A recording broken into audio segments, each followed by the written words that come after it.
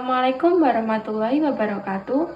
Kenalkan nami kula Marta Putri Ramandani saking kelas 11 AKL 6. Absenipun 17. Ing mriki kula wancinipun maos geguritan ingkang judul Guruku.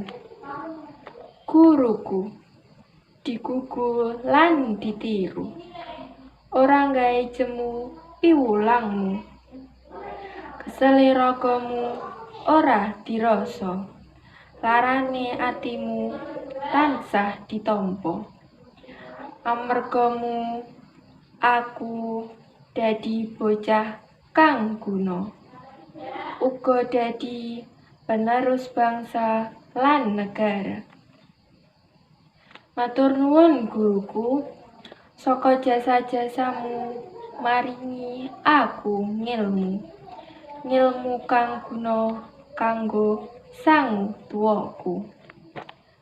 Katen geguritan saking kula, menawi wonten kalepatan kula nyuwun pangapunten. Wassalamualaikum warahmatullahi wabarakatuh.